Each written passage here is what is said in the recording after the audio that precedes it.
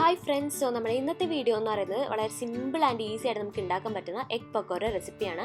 അപ്പോൾ നിങ്ങൾക്ക് ഇത് ഈവനിങ് സ്നാക്ക് ഒക്കെ ആയിട്ട് വീട്ടിലുണ്ടാക്കാം, ട്രൈ ചെയ്യാം. വളരെ എളുപ്പത്തിലുള്ള റെസിപ്പിയാണ് കേട്ടോ. സോ നമുക്ക് പെട്ടെന്ന് തന്നെ വീഡിയോയിലേക്ക് കിടക്കാം. അതിനു മുമ്പ് നിങ്ങൾ ആരെങ്കിലും എൻ്റെ ചാനലിൽ പുതിയതായിട്ടാണെങ്കിൽ welcome to my channel. So നിങ്ങൾ സ്ക്രീനിൽ കാണുന്ന സബ്സ്ക്രിപ്ഷൻ ബട്ടൺ ഒന്ന് ക്ലിക്ക് ചെയ്യുക, അതിൻ്റെ തൊട്ടപ്പുറത്ത് കാണുന്ന നോട്ടിഫിക്കേഷൻ ബെല്ലൈക്കൺ കൂടെ ഒന്ന് ക്ലിക്ക് ചെയ്യാനാണ് ഞാൻ പുതിയ വീഡിയോസ് ഇടുമ്പോൾ നിങ്ങൾക്ക് കാണാൻ പറ്റും. സോ നമുക്ക് വീഡിയോയിലേക്ക് കിടക്കാം. ഇതിന് ഞാൻ എടുത്തിരിക്കുന്നത് 3 മുട്ടയാണ്. സാധാരണ കോഴിമുട്ടയാണ് എടുത്തിരിക്കുന്നത്. 3 മുട്ട. അത് നമുക്ക് ആ മുട്ടയൊക്കെ ഒന്ന് പുഴുങ്ങിയെടുക്കാം.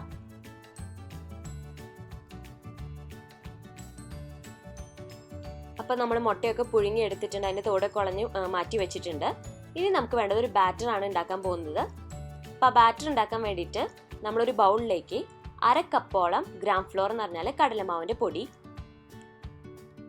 അതുപോലെ നമ്മളൊരു 2 ടേബിൾ സ്പൂണോളം റൈസ് ഫ്ലോർ എന്ന് വെച്ചാൽ അരിപ്പൊടി,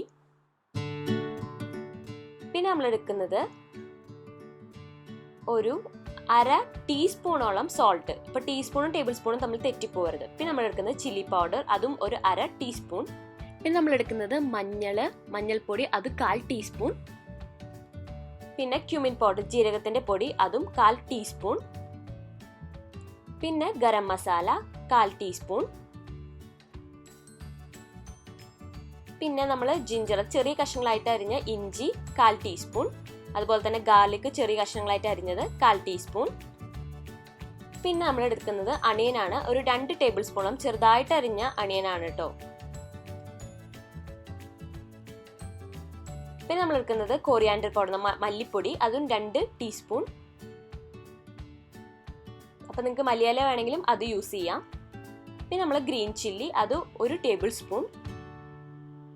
ഇനി നമ്മൾ ഇതെല്ലാം നന്നായി ഒന്ന് മിക്സ് ചെയ്യുക. അപ്പോൾ ആവശ്യത്തിനനുസരിച്ച് മാത്രം വെള്ളം ഒഴിച്ചു കൊടുത്തിട്ട് നന്നായിട്ടൊന്ന് മിക്സ് ചെയ്തെടുക്കുക. ഒരുപാട് വെള്ളം ആദ്യമേ ഒഴിക്കരുത്, ആവശ്യത്തിനനുസരിച്ച് മാത്രം. എന്നിട്ട് നന്നായിട്ടൊരു തിക്കായിട്ടുള്ള ബാറ്റർ ആക്കി എടുക്കുക. ഒരുപാട് വാട്ടറി ആവരുതെന്ന് വെച്ചാൽ ഒരുപാട് വെള്ളം പോലെ ആവരുത്, എന്നാൽ ഒരുപാട് തിക്കും ആവരുത്, ഒരു മീഡിയം തിക്നെസ് ആവാൻ പാടുള്ളൂ. ഇനിയിപ്പോൾ വെള്ളം കൂടിപ്പോയെങ്കിൽ തന്നെ നിങ്ങൾക്ക് കുറച്ചും കൂടെ കടലമാവിൻ്റെ പൊടി ഒഴിച്ചു കൊടുത്താൽ മതി. എന്നിട്ട് അതൊരു 20 മിനിറ്റോളം ഫ്രിഡ്ജിൽ വെക്കുക. ഇനി നമ്മൾ ചെയ്യാൻ പോകുന്നത്, നമ്മൾ നേരത്തെ പുഴുങ്ങി വെച്ച മുട്ടയുണ്ടല്ലോ, അത് നമ്മൾ എടുക്കുകയാണ്.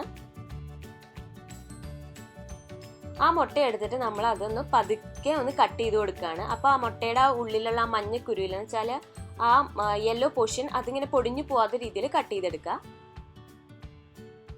അപ്പോൾ നമ്മൾ ഒരു മുട്ടേനെ ഒന്ന് പകുതിയായിട്ട് മുറിച്ചു. ഇനി നമ്മൾ ആ പകുതിയായിട്ട് മുറിച്ചതിന് വീണ്ടും 2ആയിട്ട് മുറിക്കുകയാണ്. അപ്പോൾ നമുക്ക് ഒരു മുട്ടയിൽ നിന്ന് 4 പീസോളം കിട്ടും. അപ്പോൾ നമ്മളിപ്പോൾ 3 മുട്ട എടുത്തോണ്ട് മൊത്തം 12 പീസ് കിട്ടും. അപ്പോൾ നിങ്ങൾക്ക് കൂടുതലായിട്ട് ഉണ്ടാക്കണമെങ്കിൽ അതിനനുസരിച്ച് മുട്ടയുടെ എണ്ണം കൂട്ടിയാൽ മതി. അപ്പോൾ നമ്മളെല്ലാം കട്ട് ചെയ്ത് വെക്കുകയാണ്.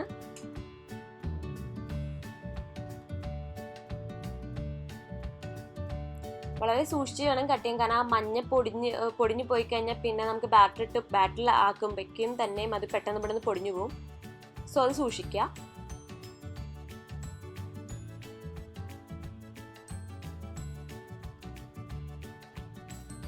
ഇനി നമുക്ക് വേണ്ടത് ഒരു പാൻ എടുക്കുക. അതിലേക്ക് കുറച്ച് ഓയിൽ ഒഴിക്കുക. ഞാൻ ഇവിടെ സൺഫ്ലവർ ഓയിലാണ് ഒഴിച്ചു കൊടുത്തിരിക്കുന്നത്.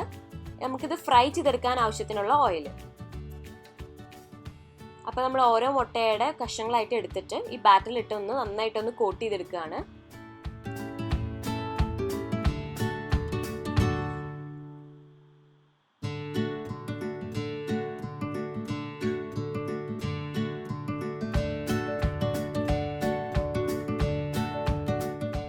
നന്നായിട്ട് കോട്ട് ചെയ്യാൻ നിങ്ങൾ ശ്രമിക്കുക കേട്ടോ. ഇനി നമ്മൾ ആ ചൂടായ എണ്ണയിലേക്ക് ഈ നമ്മൾ ബാറ്ററിലിട്ട് മിക്സ് ചെയ്ത അല്ലെങ്കിൽ കോട്ട് ചെയ്ത ആ എഗ്ഗിൻ്റെ പീസസ് ഓരോന്നായിട്ട് നമ്മൾ ഫ്രൈ ചെയ്യാൻ വെക്കുകയാണ്. ഒരു ലോ ടു മീഡിയം ഫ്ലെയിമിൽ വെച്ചാൽ മതി, ഹൈ ഫ്ലെയിമിൽ വെക്കരുത്. ഇങ്ങനെ ചെറിയ പാൻ എടുക്കുമ്പോൾ ഒരു കാര്യം എന്താണെന്ന് വെച്ചാൽ നമുക്ക് ഒരുപാട് എണ്ണയുടെ ആവശ്യമില്ല. അപ്പോൾ നിങ്ങൾ എപ്പോഴും ചെറിയ പാൻ യൂസ് ചെയ്യുക. ഒരു ലോ ടു മീഡിയം ഫ്ലെയിമിൽ ഇങ്ങനെ ഫ്രൈ ചെയ്തെടുക്കുക. ഇനിയിപ്പോൾ ബാറ്റർ കുറച്ചൊന്നും ചെറുതിലായില്ലെങ്കിൽ ഒരു ടേബിൾ സ്പൂൺ അല്ലെങ്കിൽ ടീസ്പൂൺ കൊണ്ട് ജസ്റ്റ് ഒന്ന് അതിൻ്റെ മുകളിലേക്ക് ബാറ്റർ ഒന്ന് ഒഴിച്ചു കൊടുക്കുക. ഒരു ലൈറ്റ് ഒരു ഗോൾഡൻ ബ്രൗൺ കളർ ആവുന്ന വരെയെങ്കിലും നമ്മളത് ഫ്രൈ ചെയ്തെടുക്കുക. ഒരുപാട് ബ്രൗൺ ആവരുത്, ഒരു ലൈറ്റ് ഗോൾഡൻ ബ്രൗൺ.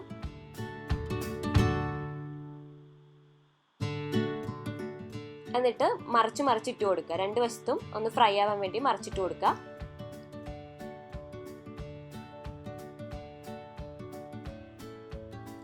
ഒരു 2-3 മിനിറ്റ് ഒക്കെ മതി. ഇത് പെട്ടെന്ന് ഫ്രൈ ആയി കിട്ടും. നമ്മൾ ലോ ടു മീഡിയം ഫ്ലെയിമിൽ വെക്കുകയാണെങ്കിൽ തന്നെയും പെട്ടെന്ന് ഫ്രൈ ആയി കിട്ടും. സോ ഒരുപാട് ഫ്രൈ ആക്കാൻ നിങ്ങൾ നോക്കരുത്. പെട്ടെന്ന് അത് കരിഞ്ഞൊരു ടേസ്റ്റ് വരും. ഒരു ബ്രൗൺ മീഡിയം അല്ലെങ്കിൽ ഒരു ലൈറ്റ് ബ്രൗൺ കളർ ആവണ വരെ മാത്രം വെച്ചാൽ മതി, ഫ്രൈ ചെയ്യാൻ വെച്ചാൽ മതി. അപ്പം നമ്മുടെ അത് ഫ്രൈ ആയിട്ടുണ്ട് നന്നായിട്ട്. അപ്പം നമുക്കതെടുത്ത് മാറ്റാം. ഇതുപോലെ ഓരോ പീസും നമ്മൾ നേരത്തെ കോട്ട് ചെയ്ത് വെച്ച ഓരോ പീസും ഇതുപോലെ ഫ്രൈ ചെയ്തെടുക്കാം.